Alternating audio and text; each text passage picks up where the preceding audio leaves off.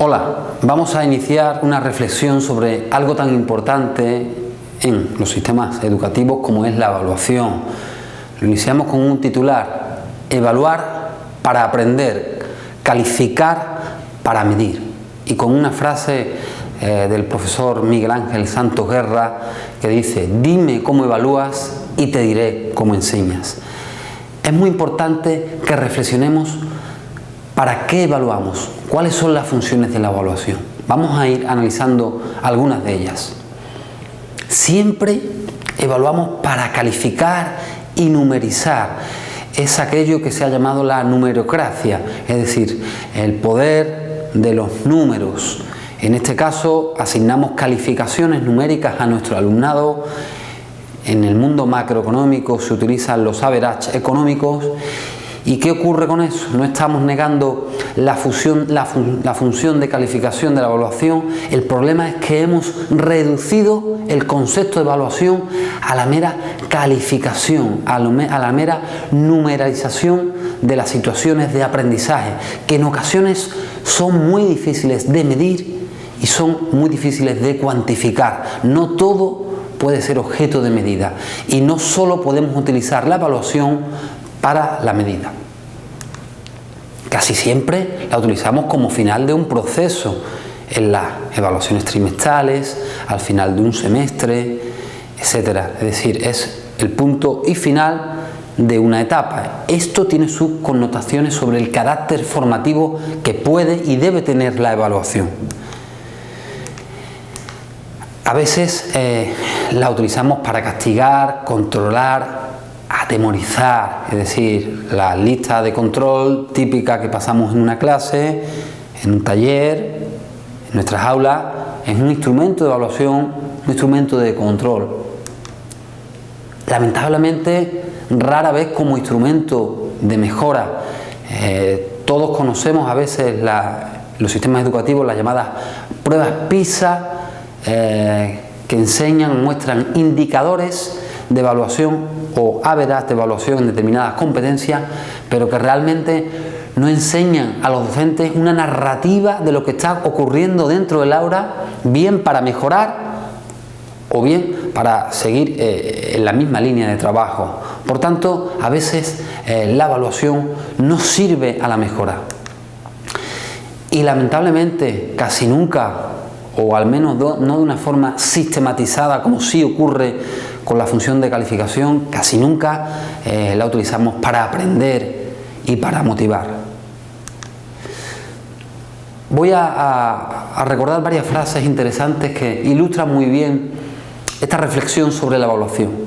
La frase de Mark Twain, que dice: hay tres clases de mentiras, las mentiras malditas y las estadísticas. Winston Churchill, primer ministro británico, dice: solo me creo las estadísticas que yo personalmente he manipulado, es decir, las que han manipulado otros, no, las que yo manipulo. Un escritor norteamericano que nos dice: tortura los números y lo confesarán todo. Sin ir más lejos, en estas cifras macroeconómicas de crecimiento económico, sabemos que tenemos países emergentes con datos de crecimiento bastante elocuente, pero que sin embargo no se traducen en condiciones de vida saludables. Por tanto, si movemos y torturamos esos números, lo confesarán todo. Esta frase del profesor López Pastor, que dice: ¿por qué decimos evaluación cuando queremos decir calificación?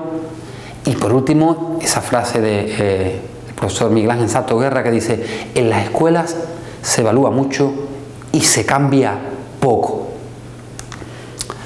Por tanto, nuestro horizonte puede ser caminar hacia una evaluación formativa, una evaluación que no solo cuantifique y mida, sino que oriente al aprendizaje. Hay muchos conceptos que hablan de esta tendencia: evaluación formativa, evaluación orientada al aprendizaje, evaluación auténtica. Cualquiera de ellos puede poner el foco realmente en el alumno y algo que nos sirva. Vamos a hablar brevemente de algunos principios de la evaluación formativa. La ética es un principio o un proceso ético, la participación, la transparencia, muy importante, y la continuidad. En el caso de la ética, la evaluación es un proceso ético, no es solo una mera acción técnica, es decir, tomamos decisiones que tienen consecuencias sobre las personas y sobre las instituciones. No es lo mismo evaluar para castigar, controlar, medir, que evaluar para comprender, dialogar, motivar o aprender. Por tanto, es importante que reflexionemos sobre la moralidad de la evaluación. La participación es uno de los principios más importantes en una evaluación formativa. Tenemos que conseguir que la evaluación no sea solo un proceso que ejecute el docente como técnico. Tenemos que darle la voz al alumnado, que el alumnado se implique en su proceso evaluativo de muchas y diferentes formas, como la autoevaluación, la coevaluación, que proponga objetivos de aprendizaje, que proponga el diseño de pruebas, realmente que sea un proceso de todo el ciclo y de todos los individuos que participan en el proceso de enseñanza-aprendizaje. La transparencia, muy importante, muy importante. Si no sabes a qué puerto vas, nunca sopla viento a favor. El alumnado necesita saber qué referentes tiene. Es decir, los instrumentos de evaluación como esta rúbrica que aparece debe ser un referente que oriente y guíe. Ha sido habitual que los docentes escondan los criterios, que no los muestren como si fuera un tesoro, cuando realmente es el faro que puede iluminar la performance de nuestro alumnado. Y por supuesto, muy importante, tiene que ser un proceso continuo.